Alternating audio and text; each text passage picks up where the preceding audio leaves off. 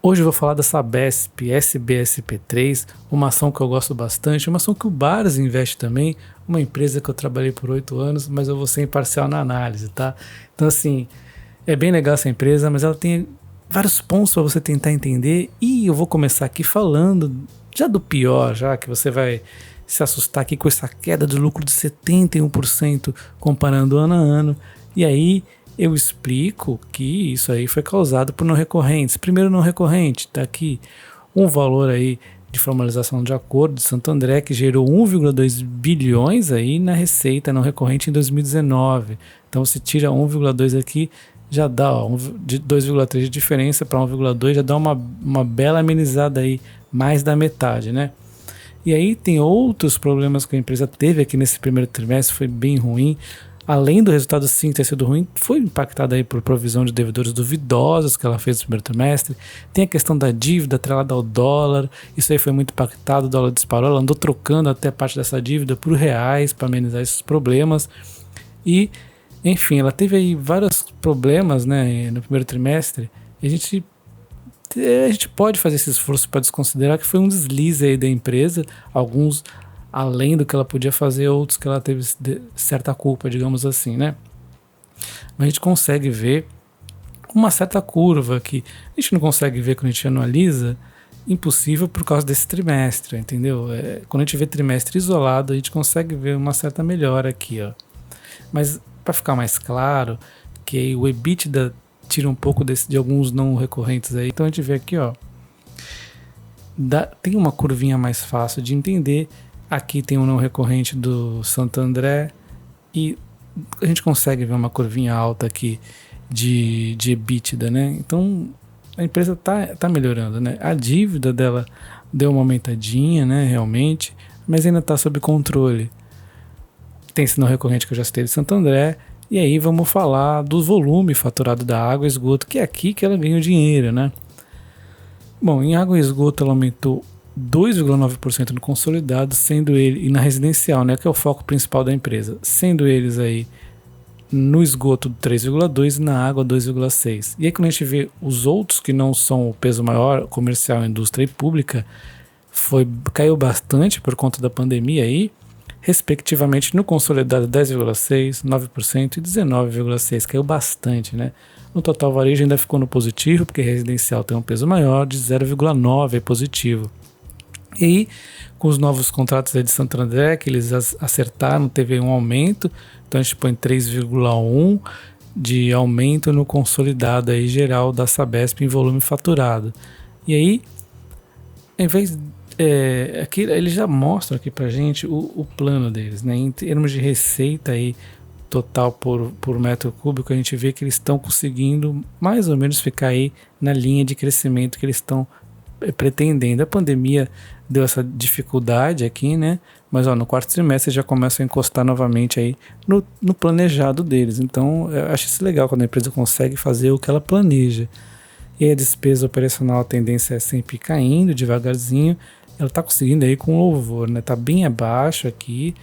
Tinha uma certa dificuldade, mas agora em 2020 conseguiu aí com certeza ficar bem abaixo aí na despesa operacional. Ela tem conseguido diminuir a despesa operacional.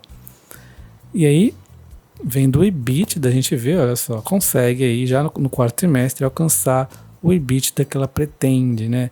Atingindo essa linha de crescimento aqui. Nos 3 trimestres anteriores não estava tão bem assim, mas agora já alcançou. Então, você vê uma certa melhora na empresa.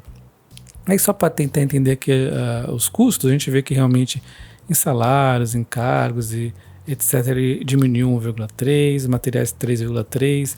E aí, em termos de materiais, na verdade, a gente não adianta falar muito, né? A gente tem que ver mais aqui em serviços, né? Diminuiu 2%, em salários 1,3%. Isso aí no ano a ano, né? Despesas gerais diminuiu 15%. De modo geral, ele diminuiu 2% aí a sua receita, a sua despesa, né? Diminuiu 2% a despesa. Então isso é muito positivo. E aí, quando a gente vê o resultado dela aqui em cotação, ela foi bem ruim, né? Pegando aqui do dia 1 de 2019 até agora, ela subiu 25% em mais de 2 anos, né? Mas quando a gente pega aqui o pico que ela teve, um dos picos aí que ela teve em julho, né? A gente vê uma queda de 35,7%. Ela caiu demais, né? Eu achei que apoiou demais a Sabesp. E é uma empresa que ela está aí se movimentando no mercado, ela ganhou uma licitação em Honduras, então ela está aí a segunda licitação que ela ganha, de 8,8 milhões aí por contrato de 3 anos, em dólares, né? Isso aí em dólares, então ela está dolarizando suas receitas, isso é bem legal. Ela já tinha ganhado outra licitação desse tipo aqui, que aqui não fala o valor, mas ela ganhou aqui 2,3 milhões aí em dólar. Então ela consegue o segundo contrato aí em dólar no exterior, tá? E a XP fez aí uma consideração interessante, que assim, com esse novo marco, né, as empresas podem concorrer em outros setores, né, do estado, em outros estados aí. Essa Sabesp, inclusive, ela tem correndo bastante atrás, ela já quase ganhou uma, ela está avaliando outra aqui no Rio de Janeiro, na SEDAI. Pode ser que ela ganhe, né, ela vai aí, tá vindo a viabilidade financeira aí para tentar ganhar esse leilão. No ano passado ela participou de 2, um deles ela ficou em segundo lugar, ficou bem próximo, né? Aqui no Brasil, que eu estou dizendo, né? E esse aqui é bem relevante, o valor tá 10,6 bilhões de reais, bastante dinheiro mesmo, né? Mas aí tem o deságio, tudo vai ficar bem menor esse valor aí, mas é bem grande o contrato, né? E aí ele voltando aqui para a XP, ela destacou um ponto importante, que é como os contratos as empresas podem concorrer em estados diferentes, é muito importante os contratos que ela tem. E a Copasa, a Sanepar e a Sabesp, elas têm contratos bem longos aí, ó, eles não enxergam impactos negativos no caso da Sabesp e Sanepar por causa dos contratos longos dos programas que eles têm, né? Já a Copasa, ela tem um contrato relevante aí de Belo Horizonte, que expira em 2034, relativamente perto, né? Não está tão perto assim, mas está bem abaixo aí das médias contratuais longas que as 3 empresas têm. E o problema da Copasa é que justamente um contrato bem relevante aí tem um prazo um pouco menor, né? Então isso aí dá uma certa preocupação na Copasa. E aí a Sabesp pagou 3,4 aí de dividendo no último ano, é um dividendo menor que a Sanepar e a Copasa, mas você sempre tem que olhar aí por que a empresa está pagando isso, se ela já foi uma boa pagadora de dividendos no passado. Olha só, isso aqui foi devido à crise hídrica, olha só como despencou em 2014, 2015, 2016, depois ela melhorou, né? Tem melhorado aí de 2018 até 2020, tem melhorado ano após ano aí, pagando dividendos melhores. Como a gente pode ver aqui, a diferença enorme da barra verde, que é os dividendos para o lucro, já voltou aí a ser bem grande, então o que mostra aí pra gente uma possibilidade aí de dividendos futuros bem grande. 2020 teve esses problemas que eu já citei, né?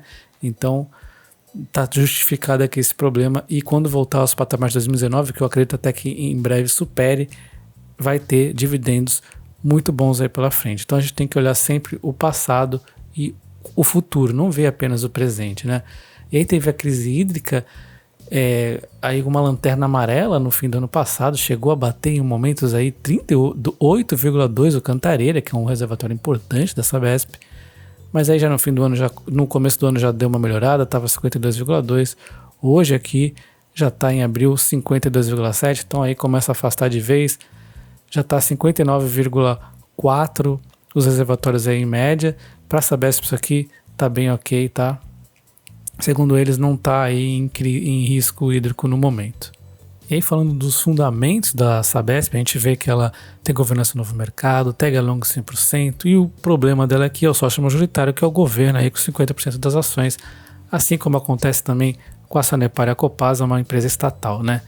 E aí, em patrimônio líquido, a gente vê que ela é o maior patrimônio líquido, bem grande aí, maior que a Sanepar e a Copasa juntos. Ela tem uma liquidez bem considerável aí, até para você operar com opções se assim desejar. Falando aí em termos de valuation, ela está bem mais cara do que a Copasa e a Sanepar, quando a gente vê pelo valor intrínseco de Graham, mas isso é muito devido ao PL dela. O PL dela está muito esticado, 28,79, e isso foi justificado aí pelo lucro, né? O PL é vinculado aí ao lucro, então o que acontece? O lucro da empresa foi impactado pelo problema aí do dólar que eu expliquei lá no começo do vídeo, todos aqueles problemas lá justificam esse PL alto. Se para a gente tentar fazer uma comparação aí um pouco mais justa, a gente pode comparar pelo PVP, e aí ela sim, ainda assim está um pouquinho mais cara que a Sanepar e a Copasa, mas já fica bem mais próximo, né? Esse fato dela estar um pouquinho mais cara talvez seja justificado aí pela possibilidade de se privatizar em breve, tá? E aí, falando em dividendos, ela fica em último, é que menos paga dividendos, mas é injusto, primeiro pelo fato da Copasa de ter não recorrente, dividendo extraordinário que nem sempre ela paga, e pelo fato que é tendência que ela aumente esse dividendo aqui, tranquilo apostar nisso, tá? E aí, continuando falando da dívida, ela é sim mais alavancada aqui, a Copasa e a Sanepar, porém aí tá aí em linha, né? Uma dívida por EBIT em 2,99, que é o quesito mais importante aqui de dívida, tá aí, assim, sinal de alerta, né? Acima de 3,5 a gente começa a considerar ruim, que é o tempo aí que a empresa levaria para quitar sua dívida, são quase 3 anos aqui, dado o seu EBIT atual, que o EBIT é o lucro antes dos juros e tributos. Então, tá aí no limite do ok, né? Os demais quesitos, a dívida do curto prazo aí também tá um pouco apertada, mas a empresa está se virando bem aí com essas partes da dívida aí, e o fato é que ela está um pouquinho mais endividada que as concorrentes, mas nada assim é muito assustador. A gente vê nas margens da empresa aí, que vai refletir a eficiência da empresa, a gente vê margem EBIT competitiva aí com as Copasa e a Sanepar, margem bruta perde aí, ficou em último, né? Margem líquida perde bem feio aí da Copasa e da Sanepar, e como eu já expliquei, né? Ela teve os problemas aí que impactaram também, acabaram impactando aqui as margens, tá? Então dá para tentar entender aqui que ela está a nível bem próximo aí da Copasa.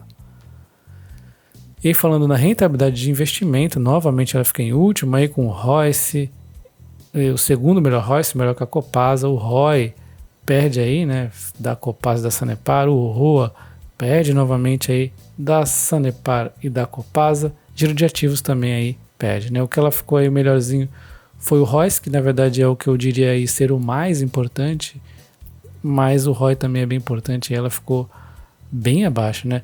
Mas também, novamente, isso aí também parcialmente impactado pelos problemas que a empresa teve no 2020. De forma geral, ela ficou em último, mas não tão distante dessa vez aí.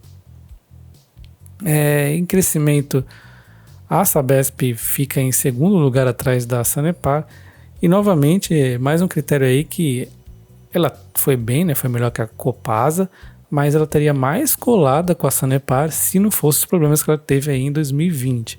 Então é mais um quesito aí que ela foi um pouco prejudicada pelo ano de 2020 atípico, mas a gente não pode também só falar disso, porque todas elas tiveram dificuldade em 2020, inclusive a Sanepar, e nem por isso ela deixou de ter fundamentos excelentes aqui, a primeira do ranking. E aí a Sabesp e a Copasa, que estavam praticamente em empate técnico, muito coladas aí, a Sabesp ficou para trás porque ela perdeu um não recorrente positivo que ela tinha em 2019, né? Já que agora nós só temos o ano 2020 aqui nas contas praticamente, né? E entrou aí um não recorrente negativo de 2020. Então ela está sendo o que antes fazia benefício para ela, agora faz ruim, né? Então com isso a Copasa abriu uma certa distância da Sabesp em termos de fundamentos e colou na Sanepar, porque a Sanepar teve um ano aí muito difícil, como todo mundo sabe, o ano mais difícil de todas aqui empresas de saneamento, e mesmo assim conseguiu aí ficar em primeiro lugar. Então o que a gente deduz disso é que quando as coisas voltarem ao normal, em breve, eu imaginei uma Sabesp e uma Copasa muito próximas em fundamentos, porém com a Sabesp com a possibilidade de privatização, né? Além dela estar aí buscando bastante investimentos, o que torna aí a possibilidade dela melhorar mais ainda. Eu estou vendo ela correndo mais atrás de investimentos do que as demais empresas. Enquanto a Sanepar, ela é a melhor empresa de fundamentos. Quando a AGEPAR parar de interferir nela, ela tem tudo aí também para trilhar um excelente caminho e voltar aí a ser a melhor empresa de saneamento. Então eu espero que vocês tenham gostado desse vídeo. Dá o like e comenta aí qual dessas empresas você gosta mais, qual você não gosta. Um abraço, até o próximo vídeo. Valeu!